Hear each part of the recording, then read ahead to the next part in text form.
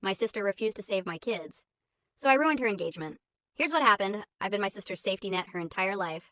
When she was 17 and couldn't finish her college essays because she was crying too hard to see the screen, I stayed up until 4 in the morning writing them with her. When she called me at 2 a.m. sobbing over a breakup, I drove across town in my pajamas just to sit with her in silence. When she got stranded at a party an hour away with no ride home, I left my own plans and picked her up without a single complaint. I did all of this because I thought that's what family does. You show up, no questions asked. But over the years, I started to notice something. She never showed up for anyone else, not for me, not for our brother, not for our parents. It was always about her needs, her emergencies, her convenience. My brother pulled me aside one day and said, "You know she's never going to change, right? She only calls when she wants something." I didn't want to believe him, so I confronted her. I sat her down and said, I love you, but this feels one-sided. I need you to start being there for other people too." She cried. She apologized. She promised she would do better. I believed her. A few weeks ago, she called me with this breathless, excited energy. She said, I'm engaged, and I want to host my engagement dinner at your house. Please. It would mean the world to me. Pastor and I didn't even hesitate. I said yes. I cleared my entire weekend. I started planning the menu. I deep cleaned my house. I bought decorations. I treated it like it was my own celebration because I wanted her to feel loved. Then last Thursday happened. I was driving home from work on the highway when I saw brake lights. At first, I thought it was just normal traffic, but then I saw the flashing lights, the ambulances, the police cars. A massive crash had shut down the entire highway, 4 lanes, completely stopped. I sat there for 10 minutes, then 20, then an hour. My phone kept buzzing.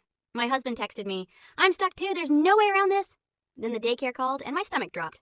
The woman on the phone said, "Hi, just a reminder that pickup is at 6. After 6:30, we charge $100 every 30 minutes. When I looked at the clock, it was already 5:45. I looked at the road ahead of me. Nothing was moving. I felt my chest tighten, and I started doing the math in my head. If I'm stuck here for 2 more hours, that's $400. Maybe more. But it wasn't even about the money. It was about my kids. I pictured them sitting in that daycare, watching every other child get picked up, wondering why mommy wasn't there. I felt sick, so I called my sister. She answered on the third ring, sounding relaxed, almost bored. I said, "Hey, I need your help. I'm stuck in a massive traffic jam from a crash. I can't move. The daycare closes soon, and they're going to charge me a fortune if I'm late." She said, "Oh, no, that sucks." I waited for her to offer. She didn't.